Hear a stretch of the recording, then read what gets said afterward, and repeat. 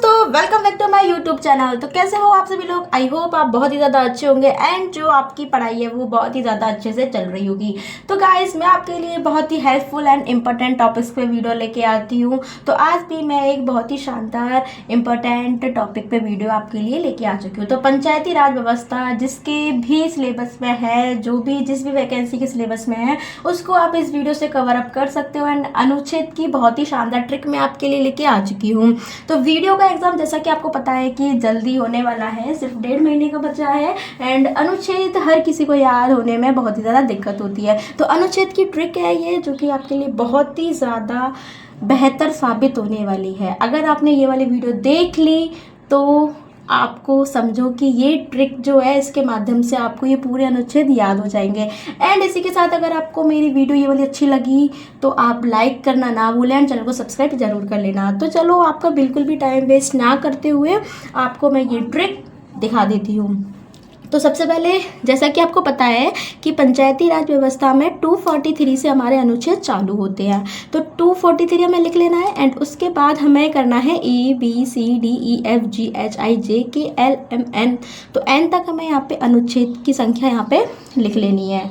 तो अभी मेरे पास यहाँ पे पेज का कवर अप थोड़ा सा ज़्यादा था तो मैंने एम तक ही लिखा है सिर्फ। तो 243 में सबसे पहले क्या आता है हमारा? परिभाषा। तो परिभाषा तो आपको इजीली आप कर ही लोगे। तो उसके बाद 243 ए से क्या होता है? असेंबली। बी से क्या होता है? बिल्ड। सी से क्या होता है? कंस्ट्रक्शन। मतलब जैसे बोलते हैं ना अपन, A for apple, B for banana, C for cat. तो ऐसे हमें इधर याद करना है, A for assembly, B for build, C for construction. तो इससे कैसे होगा तो मैं आपको बताती हूँ। देखो, ए फॉर असेंबली लिख लिया, बी फॉर बिल्ड लिख लिया, सी फॉर कंस्ट्रक्शन लिख लिया और डी फॉर मतलब क्या लिख लिया हमने? दबे लोग।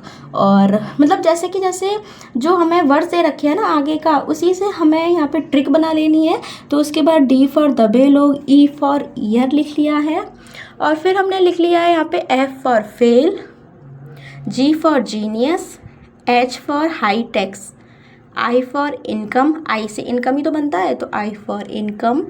फिर आ जाता है जे। तो जे से क्या होता है? किसी भी चीज़ की जांच करना।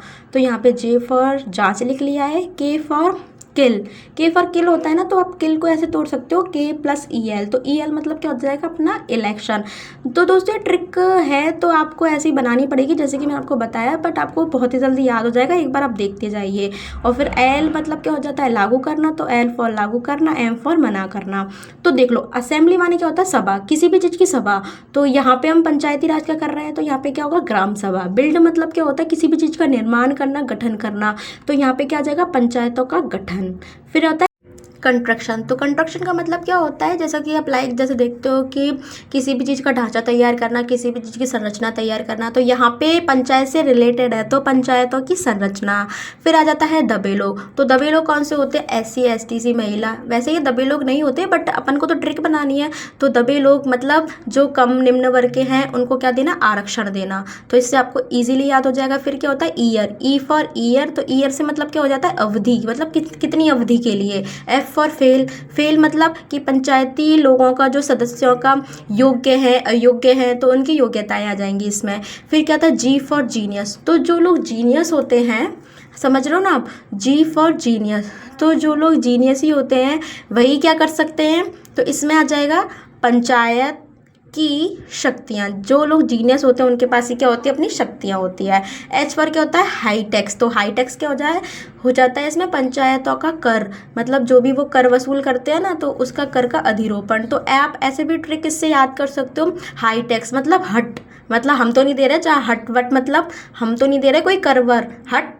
तो ऐसे भी आप याद कर सकते हो। हाई टैक्स, पंचायतों का कर, ऐसे भी याद कर सकते हो। फिर आता है इनकम। इनकम का मतलब तो आपको पता है क्या हो जाएगा? वित्त आयोग। फिर आता है जे फॉर जांच। जांच से क्या हो जाता है? पंचायत के लोगों की संपरीक्षा या फिर जांच। तो जांच से तो इजीली आपको समझ में आ रहा है कि पंचायती लोगों की जांच करनी है।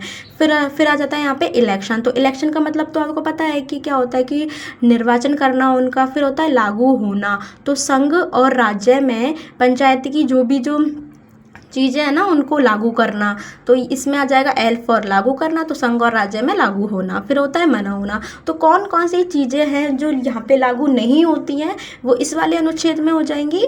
तो 243 एम में होता है मना होना, मतलब कुछ क्षेत्रों में जो चीज़ लागू नहीं होती है वहाँ पे हो जाएगा अनुच्छेद एम। फिर होता है 243 एन, तो एन में क्या होता है, निरंतर बने रहना।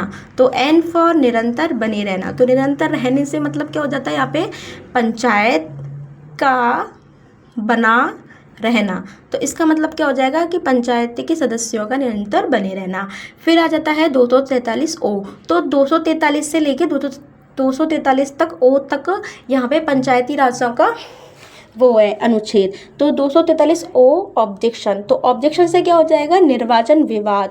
तो न्यायपालिका का मतलब जो भी विवाद होता है ना, ऑब्जेक्शन मतलब आप देखते हो लाइक जैसे कि वो किस चीज़ पे ऑब्जेक्शन उठा रहा है, तो उससे आप लर्न कर सकते हो कि इनमें न्यायपालिका क्या क्या हो जाता है, वर्जित हो जाता है कि है ना कि हम उस पर ऑब्जेक्शन उठा रहे हैं, ऐसे आप याद तो करते हो। तो इसमें हो जाएगा न्यायपालिका का वर्जित होना।